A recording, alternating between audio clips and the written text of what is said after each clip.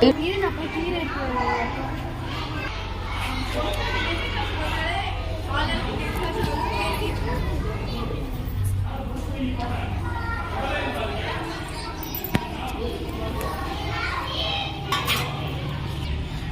என்ன ஆச்சுன்னே தெரியலடி. அவனால ஸ்கூலே வரல. ஒரு வாரம் ஆச்சு அவள் ஸ்கூல் வந்து.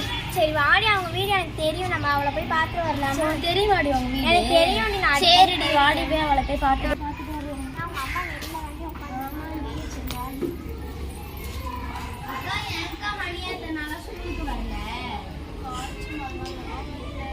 சரிக்கா, அவளை நாங்க பார்த்துட்டு போறோம்க்கா. சரி.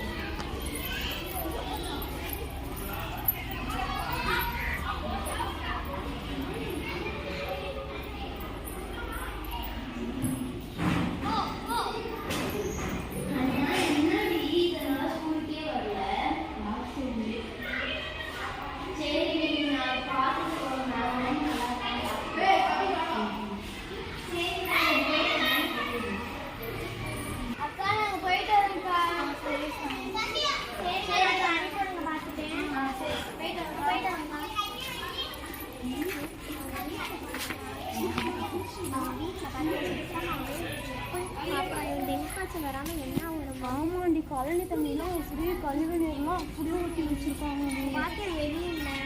அதனாலதான் அவளுக்கு டெங்கு எல்லாம் மேதிரி அந்த வீட்டுல.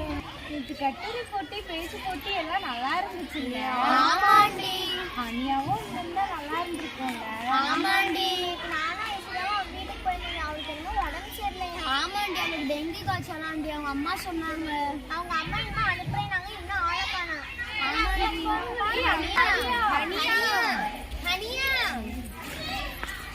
ஏன் டீச்சர் நல்லா ஸ்கூலுக்கு வரல?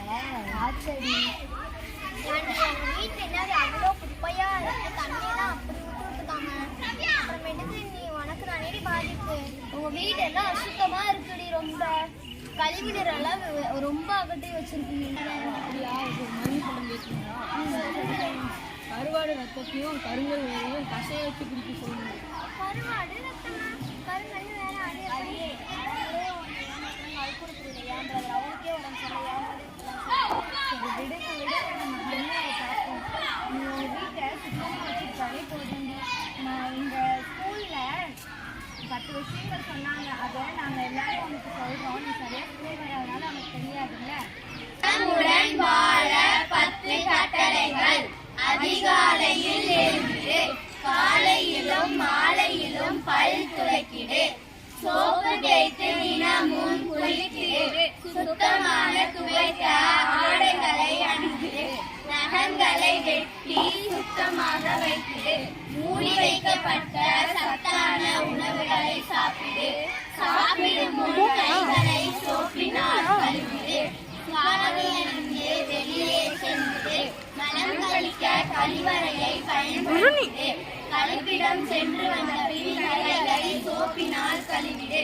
சுகாதார எண்ணெயில் சுற்றுப்புறத்தை தூய்மையாக வைத்திடு.